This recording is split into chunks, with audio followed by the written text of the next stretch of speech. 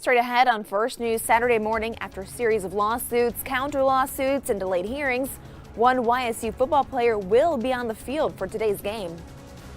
Plus, speaking of football, one Ohio lawmaker is pulling his ads from the upcoming Browns game. Why he says NFL players' latest actions are to blame. Investigative, in-depth, in the Valley. WKBN 27 First News Saturday morning starts now. Good morning and thank you for waking up with us. I'm Abby Schrader. And I'm Alex George. Welcome to the weekend. Good Saturday morning. For the second half of the weekend, I'll show you that coming up in just about 10 minutes. Tonight, YSU football player Malik Richmond will be able to play in Stambaugh Stadium against South Dakota State. A hearing originally scheduled last Thursday over not allowing him to play was postponed. Richmond from Steubenville filed the lawsuit September 13th after YSU let him join the football team and then told him he could not play this season. A judge issued a temporary order the next day allowing Richmond to play until a hearing last Thursday. Again, that hearing was postponed. An attorney representing the school says a new hearing date has not been set. Richmond was found guilty as a juvenile of sexual assault in Steubenville.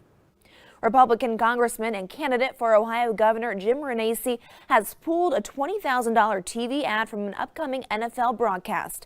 This comes after protests by players kneeling during the anthem.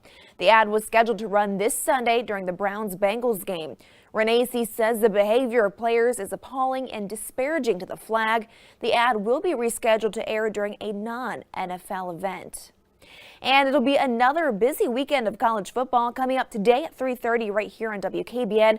Georgia visits Tennessee, and over on Fox, Youngstown, Iowa faces Michigan State at 4 o'clock, followed by Oklahoma State and Texas Tech at 8 o'clock.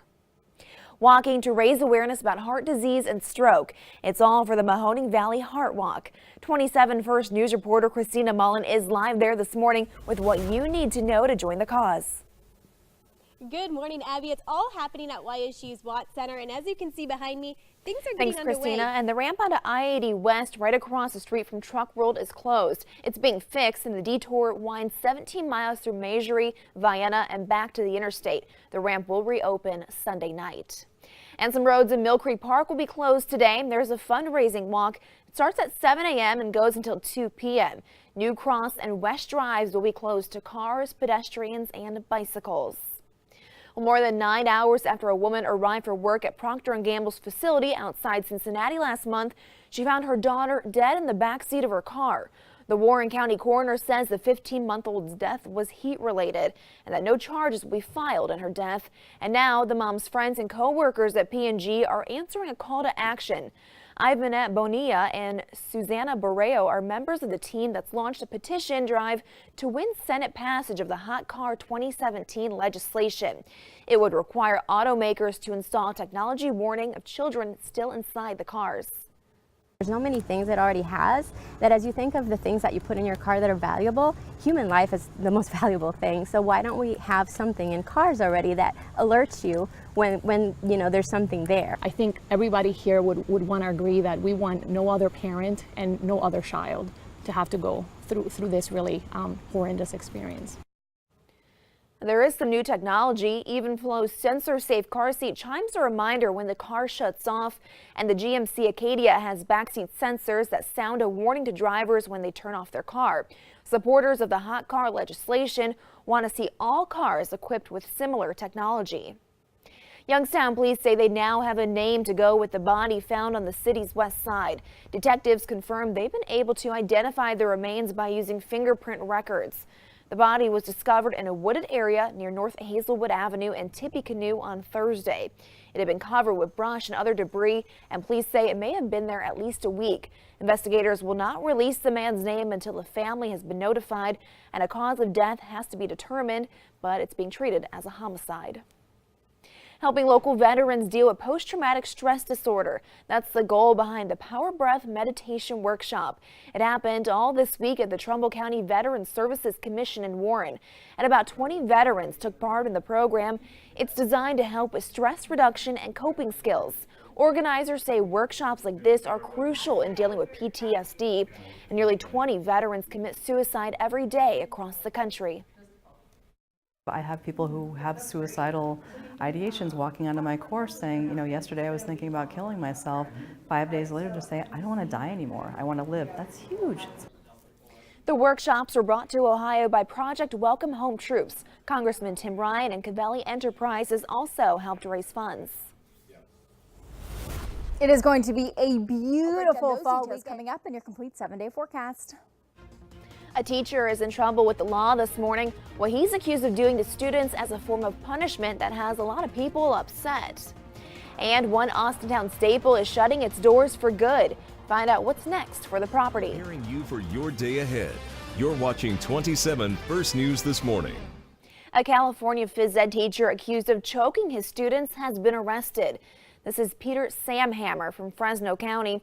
On Thursday, deputies learned Samhammer allegedly disciplined elementary school kids by putting a jump rope around their neck and then tightening briefly before letting go. The rope left red marks on the kids' necks and shoulders. The victims are between 9 and 11 years old. An officer says parents can help their kids in situations like this.